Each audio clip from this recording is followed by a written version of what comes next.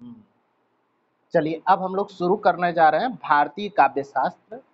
भारतीय काव्य शास्त्र की जो शुरुआत होती है वो भरत मुनि से शुरू होती है। हम लोग पहले अभी अभी अभी थोड़ी देर पहले हम लोगों ने देखा कि भारतीय काव्य शास्त्र में काव्य किसे कहते हैं, काव्य का हेतु क्या है और काव्य का लक्षण क्या है। काव्य हेतु, काव्य लक्षण और काव्य प्रयोजनों की चर्चा हम लोग कर चुके हैं। तो आज सबसे पहले हम लोग चर्चा करेंगे कि भारतीय काव्य शास्त्र में हिंदी साहित्य में प्रमुख आचार्यों को जो स्थान दिया गया है वो किस प्रकार से हैं, उनका क्रम क्या है और उनके संप्रदाय और उनके ग्रंथ का नाम क्या है। तो सबसे पहले हम एक शॉर्ट ट्रिक में ये देखते हैं कि कवियों के नाम कौन कौन से हैं जिनको हमें पढ़ना है, उनका प्रमुख ग्रंथ कौन कौन सा है और उनका प्रमुख जो है जो संप्रदाय है वो क्या है। इस तरह से हमें आज देखना है। तो सबसे पहले भारतीय काव्य शास्त्र में भरत मुनि आते हैं जिनका समय दूसरी सदी है और जिनके ग्रंथ का नाम नाट्य शास्त्र है और पंचम वेद इसे कहा जाता है। नंबर 2 जो कवि आते हैं वो भामह आते हैं 6वीं सदी में।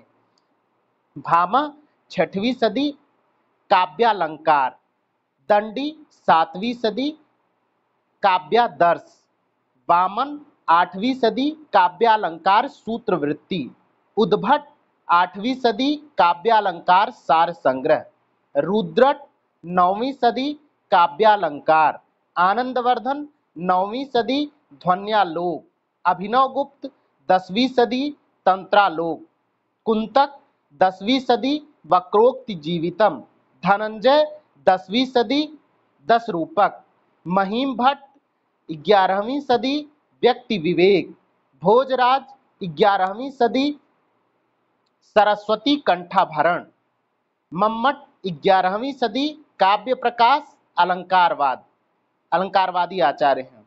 क्षेमेंद्र 11वीं सदी औचित्य विचार चर्चा, हेमचंद 12वीं सदी काव्यानुशासन, रुय्यक 12वीं सदी अलंकार सर्वस्व, जयदेव 13वीं सदी चंद्रालोक, विश्वनाथ कविराज 14वीं सदी साहित्य दर्पण, विद्याधर 14वीं सदी एकावली, अप्पय दीक्षित 16वीं सदी कुवलयानंद, पंडित राज जगन्नाथ 17वीं सदी रस गंगाधर। ये इतने हमारे प्रमुख आचार्य, इनके ग्रंथ और इनका समय जिन्हें हमें पढ़ना है। आइए सबसे पहले हम भरत मुनि को देखते हैं। जो आपके लिए जरूरी है उतनी ही बातें बताई जाएंगी। भरत मुनि, इनका समय दूसरी सदी है, संस्कृत काव्य शास्त्र के प्रथम आचार्य माने जाते हैं। इन्होंने हिंदी के नाटकों के सभी पक्षों का विस्तृत विवेचन किया है। इनके ग्रंथ का नाम नाट्य शास्त्र है। इसे पंचम वेद भी कहा जाता है। इसमें कुल मिलाकर 36 अध्याय हैं, करीब 5000 श्लोक है। इसमें 10 गुणों की चर्चा है और 10 ही दोषों की संख्या है। इसमें कुल मिलाकर के 4 अलंकारों की चर्चा है। रस और भावों का वर्णन 6वें और 7वें अध्याय में है। ये परीक्षा में पूछा हुआ है। इन्होंने रसों की संख्या 8 मानी है। इनका प्रसिद्ध सूत्र है विभावानुभाव व्यभिचारी संयोगाद्र रस निष्पत्ति। विभाव, अनुभाव और संचारी भाव के संयोग से रस की निष्पत्ति होती है, ऐसा इन्होंने माना है। तो आचार्य भरत मुनि पहले काव्य शास्त्र के आचार्य हैं। ये संस्कृत काव्य शास्त्र के प्रथम आचार्य हैं। इन्होंने नाटक के सभी पक्षों का विस्तृत विवेचन किया है, जो कि हम नाटक में पढ़ चुके हैं कि कारिका क्या है, प्रकरी क्या है, कथा वस्तु क्या है, कथानक क्या है, देश काल वातावरण क्या है, संवाद क्या है, भाषा शैली क्या, इन सभी की विस्तृत चर्चा इन्होंने की है। और इनके ग्रंथ का नाम नाट्य शास्त्र है। इसे पंचम वेद भी कहा जाता है। तो 4 वेद कौन कौन से हैं? ऋग्वेद, यजुर्वेद, सामवेद और अथर्ववेद। सभी वेदों से कुछ कुछ न ले करके इन्होंने नाटक को पंचम वेद कहा है। इसमें 36 अध्याय हैं, 5000 श्लोक हैं। इसमें 10 गुणों एवं 10 दोषों की चर्चा है, 4 अलंकारों की चर्चा है। रस और भावों का वर्णन 6वें और 7वें अध्याय में हमें देखने को मिलता है। इन्होंने रसों की संख्या 8 मानी है। इनका प्रसिद्ध सूत्र है विभावानुभाव व्यभिचारी संयोगाद रस निष्पत्ति। विभाव, अनुभाव और संचारी भाव के संयोग से रस की निष्पत्ति होती है। इस प्रकार रस के 4 अंग होते हैं, विभाव, अनुभाव, संचारी भाव और स्थायी भाव। अब आ जाते हैं नंबर 2 पे, अलंकारवादी आचार्य भामह। भामह का जो समय है वो 6वीं सदी है। अलंकार को नाट्य शास्त्र की परंपरा से स्वतंत्र, परतंत्र से मुक्त कराकर स्वतंत्र काव्य शास्त्र व संप्रदाय के रूप में प्रस्तुत किया। इन्होंने भरत मुनि के 10 गुणों के स्थान पर 3 गुणों की चर्चा की, माधुर्य, ओज और प्रसाद का वर्णन किया और वक्रोक्ति को सभी अलंकारों का प्राण माना है। वक्रोक्ति, वक्र कथन, जो किसी भी काव्य में टेढ़ी मेढ़ी जो बातचीत है, मैं सुकुमारी नाथ बड़ जोगू, तुम ही उचित तप मोह कह भोगू, इसका मतलब जो बात सीधे सीधे न कह करके, सीधे लक्ष्य अभिधा में न कह करके व्यंजना में कही जाए, इस प्रकार हम देखते हैं कि वक्रोक्ति अलंकार का प्राण माना है। इन्होंने 10 काव्य दोषों की चर्चा की है। काव्य में रीति को न मान करके गुणों का विवेचन किया। इनकी प्रसिद्ध पंक्ति है, शब्दार्थो सहितो काव्यम। भामह, भामह क्या कहते हैं? शब्दार्थो सहितो काव्यम। और भरत मुनि क्या कहते हैं? विभावानुभाव व्यभिचारी संयोगाद रस निष्पत्ति। विभाव, अनुभाव और संचारी भावों के संयोग से रस की निष्पत्ति होती है। तो क्या हो गए? सबसे पहले भरत, उसके बाद क्या हो गए? भामह। भरत, भामह। अब नेक्स्ट आचार्य हैं आपके दंडी। दंडी 7वीं सदी है। ये दक्षिण भारत के निवासी थे। पल्लव नरेश विष्णु शर्मा के सभा पंडित थे। विष्णु शर्मा के क्या थे? सभा पंडित थे। ये प्रथम आचार्य हैं जिन्होंने वैदर्भी तथा गौड़ी रीति के पारस्परिक अंतर को स्पष्ट करते हुए इसका संबंध गुणों से स्थापित किया। तो दंडी के बारे में क्या बात है? उन्होंने गुणों से स्थापित किया। इनके ग्रंथ का नाम है काव्यादर्श। यह 4 परिच्छेदों ब्रैकेट अध्यायों में विभक्त है। इसमें 650 श्लोक हैं। ये अलंकार संप्रदाय से संबंधित हैं। आचार्य बलदेव उपाध्याय ने दंडित को रीति संप्रदाय का प्रवर्तक आचार्य माना। तो दंडी किससे संबंधित है? रीति संप्रदाय से। रीति संप्रदाय का मार्गदर्शक आचार्य माना है। वामन को रीतिरात्मा काव्य से, रीति का प्रवर्तक आचार्य वामन है, लेकिन जो मार्गदर्शक का काम किया है पहली बार वो दंडी ने किया है। और इनकी प्रसिद्ध सूक्ति है, प्रसिद्ध जो पंक्ति है, शरीरम तावद्दिष्ठार्थम व्यवच्छिन्ना पदावली। शरीरम तावद्दिष्ठार्थम व्यवच्छिन्ना पदावली। शरीरम तावद्दिष्ठार्थम व्यवच्छिन्ना पदावली। इस प्रकार हम देखते हैं भरत, भामह, दंडी, 3 लोगों को आपने देख लिया। किसको किसको? भरत, भामह, दंडी। और इनकी जो प्रमुख पंक्तियां वो क्या है? भरत मुनि का क्या है? 2री सदी, विभावानुभाव व्यभिचारी संयोगाद्र रस निष्पत्ति। विभाव, अनुभाव और व्यभिचारी भाव के संयोग से रस की निष्पत्ति होती है। भामह की प्रसिद्ध पंक्ति क्या है? शब्दार्थो सहितो काव्यम। शब्दार्थो सहितो काव्यम, 6वीं सदी। दंडी क्या है? 7वीं सदी में कहते हैं शरीरम। दंड से क्या किया जाता है? शरीर पर वार किया जाता है। तो कैसे याद करते हैं? दंड किसको दिया जाता है? शरीर को दिया जाता है। दंड किसको दिया जाता है? शरीर को दिया जाता है। शरीरम तावद्दिष्ठार्थम व्यवच्छिन्ना पदावली। शरीरम तावद्दिष्ठार्थम व्यवच्छिन्ना पदावली। नेक्स्ट आचार्य हैं वामन। वामन 8वीं सदी में आते हैं। जो छोटा आदमी होता है वो 8 बरस का होता है, 8 फुट का होता है छोटा आदमी।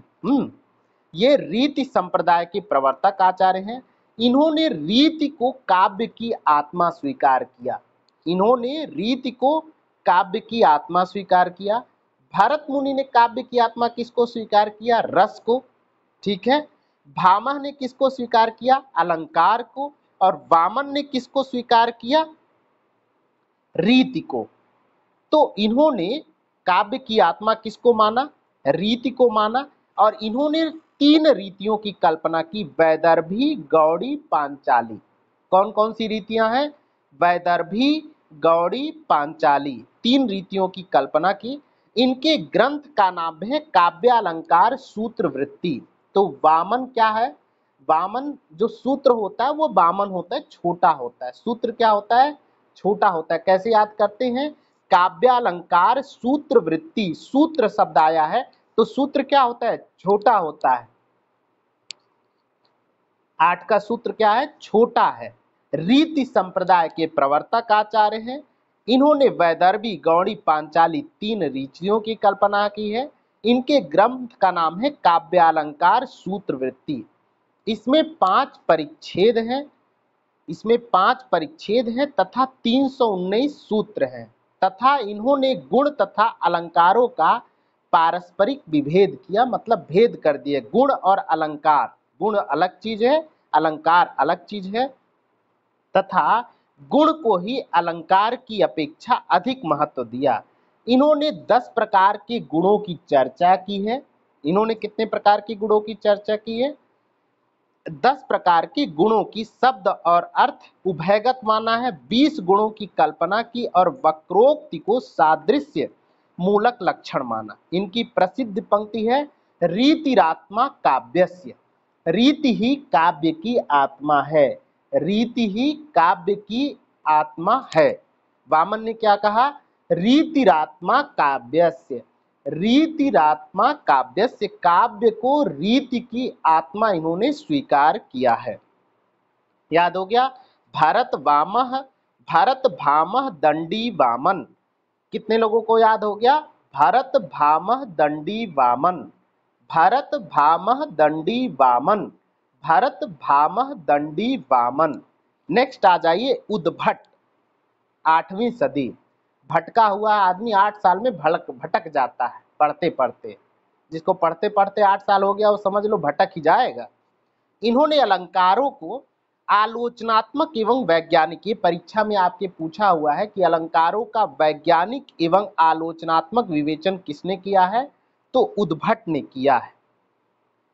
अलंकारों से संबंधित आचार्य हैं। इनके ग्रंथ का नाम है काव्यालंकार सार संग्रह। देखो, जो भटका हुआ आदमी क्या करता है? अलग अलग चीजों का संग्रह करता है। भटका हुआ आदमी क्या करता है? उद्भट। भटका हुआ आदमी क्या करता है? अलग अलग चीजों का संग्रह कर लेता है। काव्यालंकार सार संग्रह। इन्होंने श्लेष को सभी अलंकारों का श्रेष्ठ माना, श्रेष्ठ मानते हैं, और श्लेष के 2 भेद किए, शब्द श्लेष और अर्थ श्लेष की कल्पना की। इन्होंने अर्थ के भी 2 भेद किए हैं, विचारित और अविचारित रमणीय। अविचारित रमणीय, ये हो गए हमारे उद्भट। अब नेक्स्ट कवि जो है वो है रुद्रट। 9वीं सदी में रुद्रट आते हैं। इन्होंने अलंकारों का वैज्ञानिक ढंग से 4 भागों में विभाजन किया। ये भी आपकी परीक्षा में पूछा हुआ है कि रुद्रट ने अलंकारों को कितने भागों में बांटा? 4 भागों में।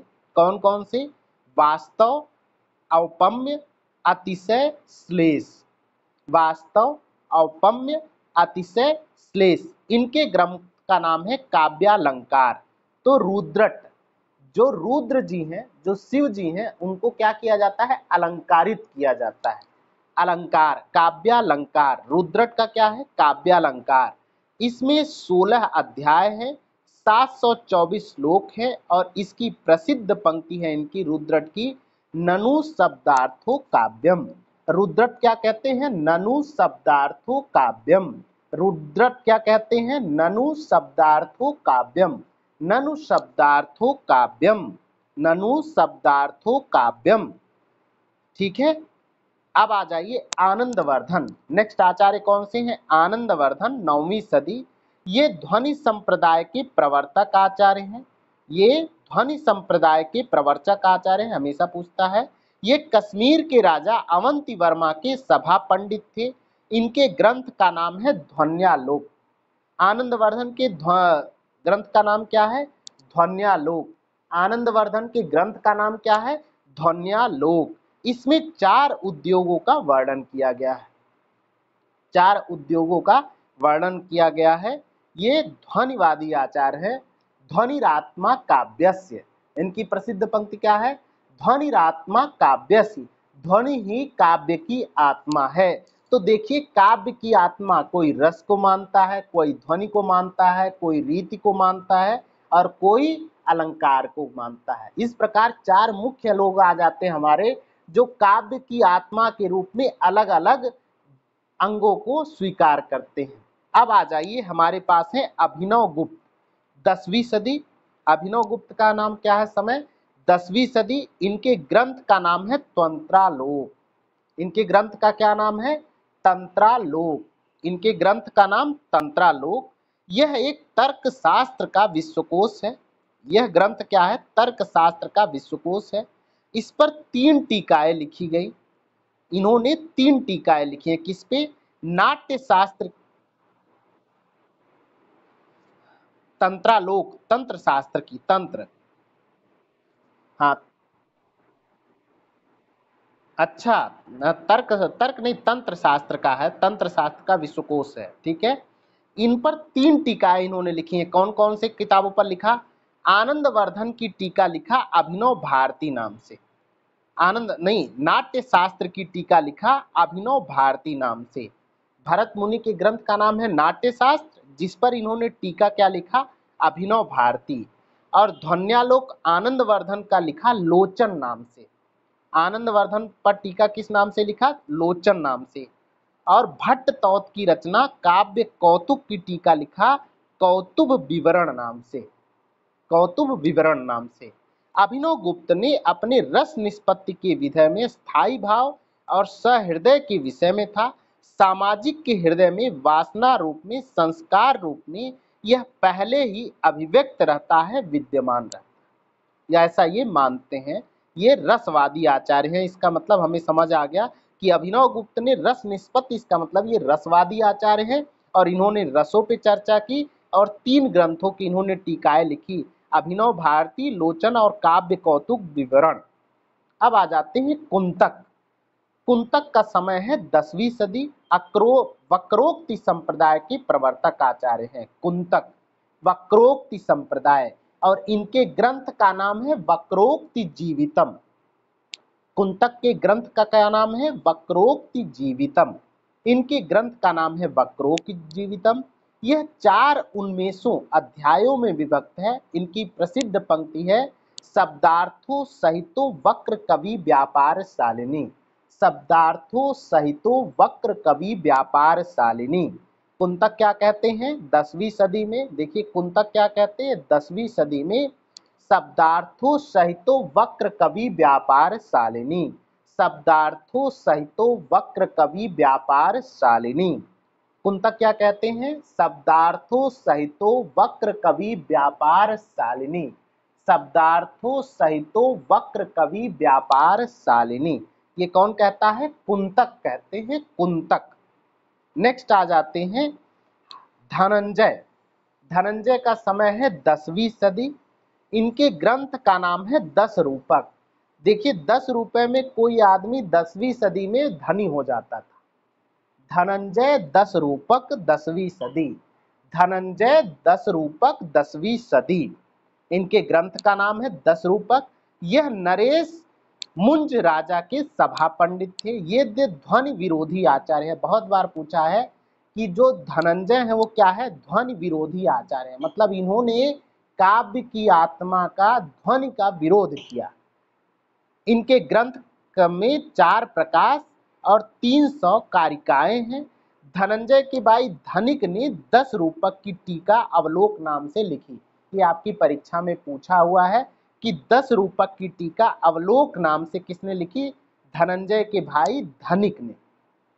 नेक्स्ट आ जाइए, महीम भट्ट 11वीं सदी के कश्मीर के निवासी थे। 11वीं सदी के कश्मीर के निवासी थे। इनके पिता का नाम अच्छा हाँ, महीम भट्ट 11वीं सदी। 11वीं सदी, हाँ जी, नहीं नहीं, 11वीं सदी महीम भट्ट। ये कश्मीर के निवासी थे। ये कश्मीर के निवासी थे। इनके पिता का नाम क्या नाम था इनके पिता का? श्रीधैर्य, तथा गुरु का नाम श्यामल श्यामल था। इन्होंने ध्वनि मत का खंडन किया। इनके ग्रंथ का नाम है व्यक्ति विवेक। यही याद करना है, महीम भट्ट व्यक्ति विवेक। जो महिमावान, जो महीम भट्ट होता है ना, जो महिमावान व्यक्ति होता है, वो क्या होता है, वो क्या होता है, व्यक्ति विवेक। उसके व्यक्ति में क्या होता है, विवेक होता है। महीम भट्ट क्या है, व्यक्ति विवेक। ये 3 विमर्श अध्यायों में बटा हुआ है। महीम भट्ट का 3 विमर्श अध्यायों में बटा हुआ है। नेक्स्ट हमारे जो राइटर हैं वो है भोजराज, 11वीं सदी। ये क्या है, ये धारा प्रदेश के राजा थे। इनके ग्रंथ का नाम है सरस्वती कंठाभरण और श्रृंगार प्रकाश। देखो, जो भोज खाने जब जाते हैं तो श्रृंगार करके जाते हैं और कंठ भर खाते हैं। भोजराज क्या कह रहे हैं, जब हम भोज खाने जाते हैं तो क्या करते हैं, श्रृंगार करके जाते हैं और कंठ भर खाते हैं। सरस्वती कंठाभरण श्रृंगार प्रकाश। भोजराज के ग्रंथ का क्या नाम है, सरस्वती कंठाभरण और श्रृंगार प्रकाश। उसके बाद है मम्मट, 11वीं सदी। बहुत इंपॉर्टेंट है मम्मट, 11वीं सदी। ये कश्मीर में पैदा हुए। इनके पिता का नाम कैयट था, कैयट। इनके पिता का नाम क्या था, कैयट था। ये ध्वनि विरोधी आचार्य हैं। मम्मट क्या है, ध्वनि विरोधी आचार्य हैं। और इनके ग्रंथ का नाम है काव्य प्रकाश। इनके ग्रंथ का नाम क्या है, काव्य प्रकाश। किसके, मम्मट का। और मम्मट के काव्य ग्रंथ में क्या कहा गया है, इसमें 10 उल्लासों का वर्णन है। तद दोषो शब्दार्थो शगुणावलंकृति पुनः क्वापी। मम्मट क्या कहते हैं, तद दोषो शब्दार्थो शगुणावलंकृति पुनः क्वापी। तद दोषो शब्दार्थो शगुणावलंकृति पुनः क्वापी। तद दोषो शब्दार्थो शगुणावलंकृति पुनः क्वापी। तद दोषो शब्दार्थो शगुणावलंकृति पुनः क्वापी। कौन कहता है, मम्मट। जो ममता से देखता है वो लोगों में देश नहीं देखता, दोष। दोष से, तद दोषो, मम्मट क्या कहते हैं, ममता जिसमें होती है वो दोष नहीं देखता है। तो तद दोषो शब्दार्थो शगुणावलंकृति पुनः क्वापी। तद दोषो शब्दार्थो शगुणावलंकृति पुनः क्वापी। तद दोषो शब्दार्थो शगुणावलंकृति पुनः क्वापी। तद दोषो शब्दार्थो शगुणावलंकृति पुनः क्वापी। तद दोषो शब्दार्थो शगुणावलंकृति पुनः क्वापी। नेक्स्ट आचार्य हमारे हैं क्षेमेंद्र। क्षेमेंद्र हैं 11वीं सदी। क्षेमेंद्र क्या है, 11वीं सदी। इन्होंने औचित्य संप्रदाय के प्रवर्तक आचार्य माने जाते हैं।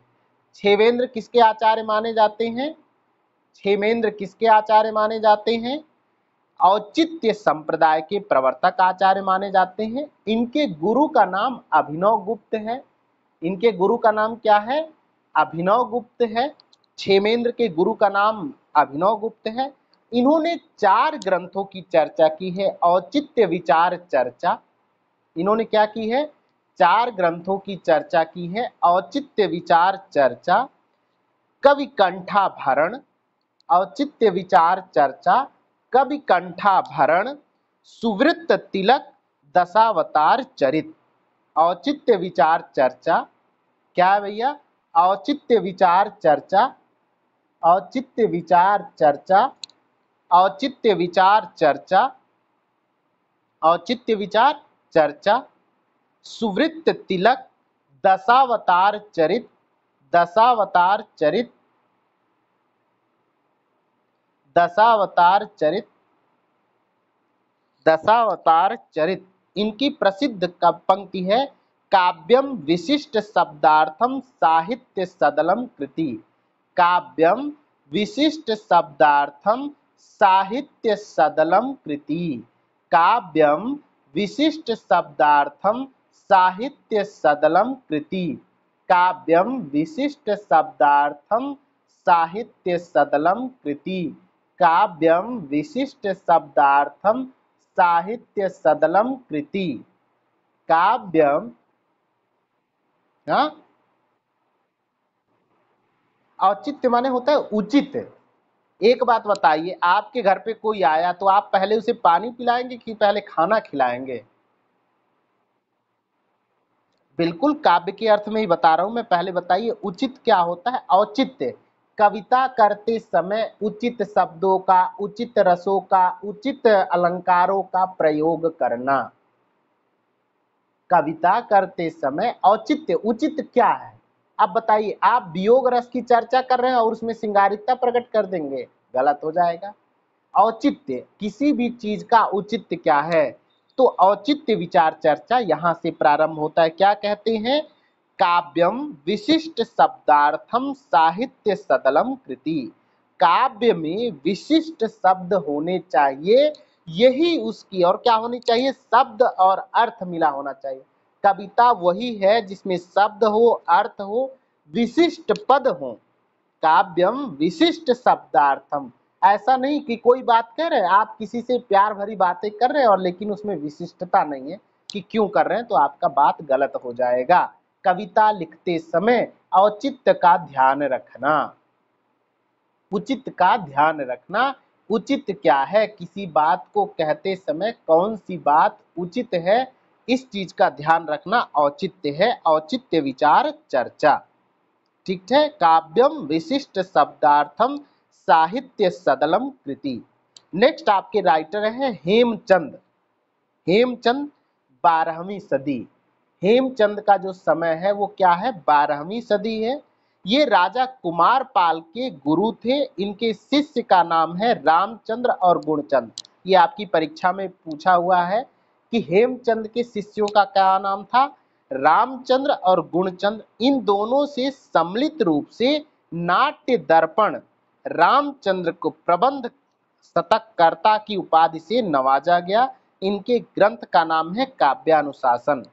हेमचंद, हेमचंद क्या कहता है? काव्यानुशासन। हेमचंद, हेमु क्या है? अनुशासन। हेमु क्या करता था? अनुशासन करता था। हे काव्यानुशासन, हेमचंद का क्या है?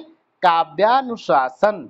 ये राजा कुमार पाल के गुरु थे। इनके शिष्य थे रामचंद्र और गुणचंद, और सम्मिलित रूप से इन्होंने काव्यानुशासन पर नाट्य दर्पण नाम से टीका लिख दिया, है ना, प्रबंध शतककर्ता के रूप में। नेक्स्ट का राइटर है हमारे रुय्यक, 12वीं सदी। ये कश्मीर के निवासी थे। इनके पिता का नाम राजानक था। इनके पिता का नाम क्या था? राजानक था, राजानक तिलक।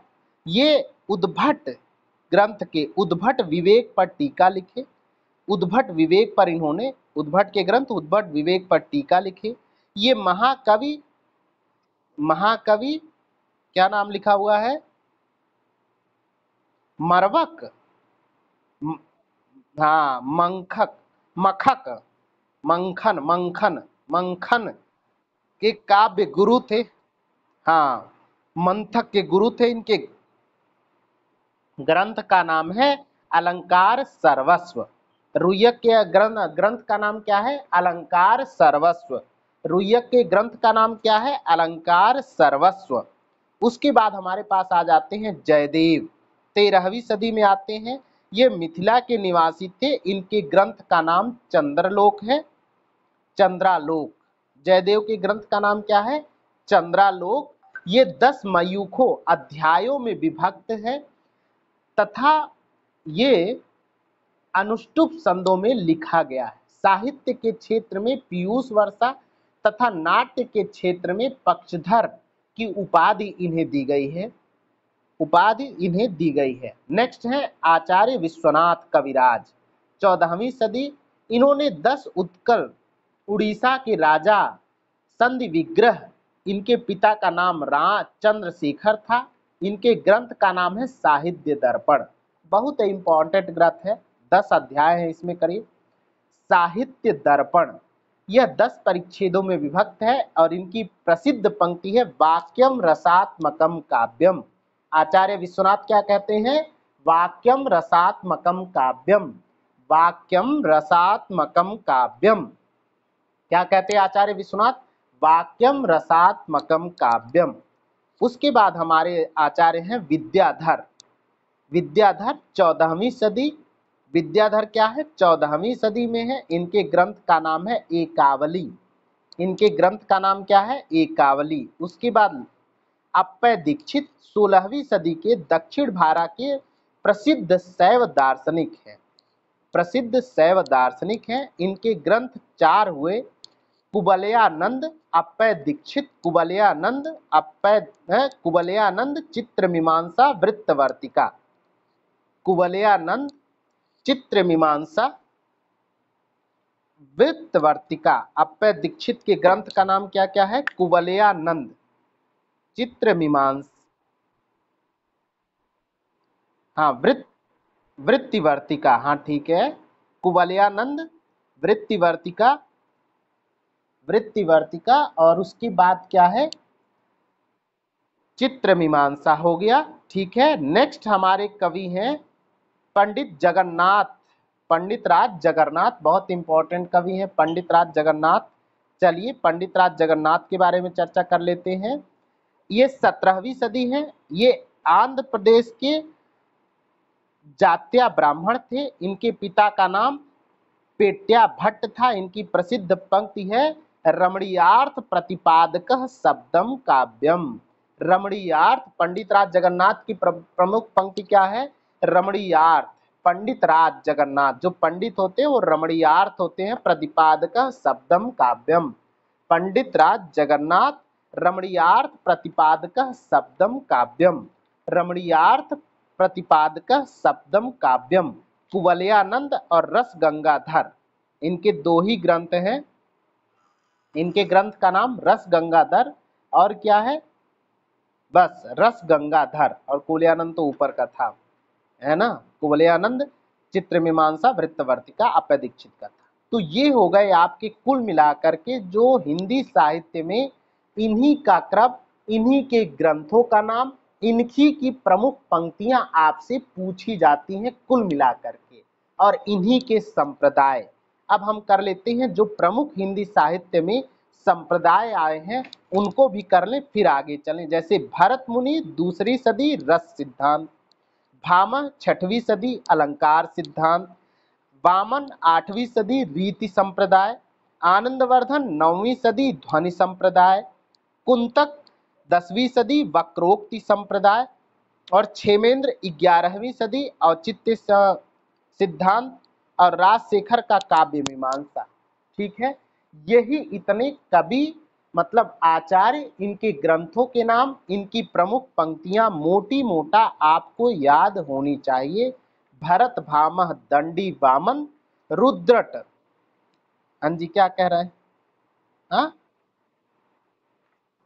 अरे लिख लो अलग अलग जगहों पे जो आया, मैंने तो समराइज फॉर्म में बता दिया, लिखा हुआ थोड़ी है भाई। भरत मुनि रस संप्रदाय लिखा हुआ है, भामा का अलंकार संप्रदाय लिखा हुआ है, वामन का रीति संप्रदाय लिखा हुआ है, आनंदवर्धन में ध्वनि संप्रदाय लिखा हुआ है, कुंतक में वक्रोक्ति संप्रदाय लिखा हुआ है, और क्षेमेंद्र का औचित्य सिद्धांत लिखा हुआ है। हाँ, वहां नहीं, मतलब यही अपने मन से याद हो जाना चाहिए। यही 6 प्रमुख संप्रदाय हैं। हाँ जी, यही प्रमुख संप्रदाय हैं जिनको आगे चल करके आपको विस्तार से पढ़ना है। यही 6 प्रमुख संप्रदाय हैं जिनको आगे चल करके आपको ध्यान से पढ़ना है। अब इसका मतलब हमने समझ लिया कि आचार्य भरत मुनि का विभावानुभाव व्यभिचारी संयोगाद रस निष्पत्ति है, भामह का शब्दार्थो सहितो काव्यम है, दंडी का शरीरम तावत दिष्टार्थम व्यवच्छिन्ना पदावली है, वामन का रीतिरात्मा काव्यस्य है, रुद्रट का ननु शब्दार्थो काव्यम है, कुंतक का शब्दार्थो सहितो वक्र कवि व्यापार शालिनी है, मम्मट का तद दोषो शब्दार्थो सगुणावलंकृति पुनः क्वापी है, क्षेमेंद्र का काव्यम विशिष्ट शब्दार्थम साहित्य सदलम कृति है, आचार्य विश्वनाथ का है वाक्यम रसात्मकम काव्यम, और पंडित राज जगन्नाथ का है कि रमणीयार्थ प्रतिपादक शब्दम काव्यम। इस प्रकार जो आप लोगों ने काव्य का लक्षण देखा था, कुछ आचार्यों ने काव्य को शब्द और अर्थ से माना, कुछ लोगों ने कहा कि शब्द और अर्थ काव्य का शरीर होता है, व्यवच्छिन्न पदावली होनी चाहिए, बहुत सुव्यवस्थित सुसंस्कृत पदावली होनी चाहिए।